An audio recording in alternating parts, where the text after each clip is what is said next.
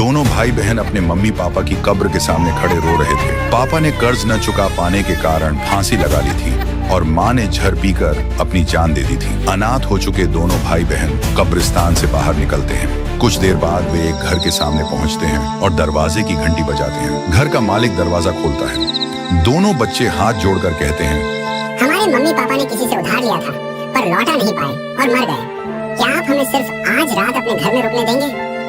घर का मालिक नरम आवाज में कहता है, कोई बात नहीं, तुम दोनों आज की रात यहीं रुक जाओ, सुबह चले जाना। दोनों बच्चे घर के अंदर जाकर आराम करने लगते हैं। अभी भाई राइस्टार देखता है कि घर का मालिक बाहर जाकर किसी को फोन कर रहा है। मेरे घर 2 अनाथ बच्चे आए हैं, तुम मुझे 1 करोड़ दो, मैं दोनों को बेच दूंगा। वह तुरंत अपनी बहन के पास दौड़कर जाता है। भागो। दोनों वहां से चुपचाप निकल जाते हैं। जब घर का मालिक अंदर आता है तो बच्चे गायब मिलते हैं। वह गुस्से से चारों तरफ ढूंढता है, मगर भाई बहन बहुत दूर जा चुके होते हैं। करीब 1 घंटे तक भटकने के बाद दोनों एक सुनसान तबेले भैंसशाला में पहुंचते हैं। तो दोनों ने वहीं रात बिताने का सोचा। बहन थकी और भूखी होकर रोते हुए कहती है, भैया मुझे बहुत भूख लगी है, सुबह से कुछ नहीं खाया।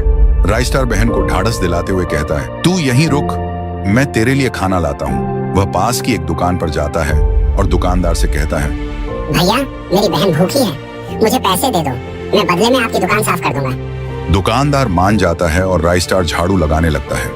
वह पूरी मेहनत से दुकान का हर कोना चमका देता है। काम खत्म होने के बाद वह दुकानदार से कहता है, अब मुझे कुछ पैसे दे दो, मैं अपनी बहन के लिए खाना ले जाऊं। लेकिन दुकानदार गुस्से से चिल्लाकर कहता है, पैसे चाहिए? निकल यहाँ से, कोई पैसे नहीं मिलेगा।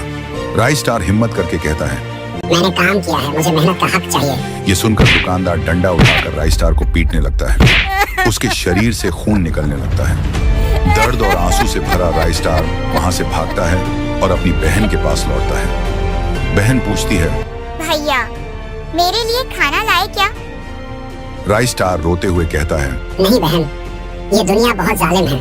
मैंने दुकान पर काम किया, मगर पैसे मांगने पर उन्होंने मुझे बहुत मारा। बहन मासूमियत से मुस्कुराती है और कहती है, कोई बात नहीं भैया, मैं पानी पीकर ही सो जाती हूँ। वह तबेले में रखा गंदा पानी पी लेती है और वहीं सो जाती है। राइस्टार अपनी बहन की हालत देखकर फूट फूट कर रोने लगता है।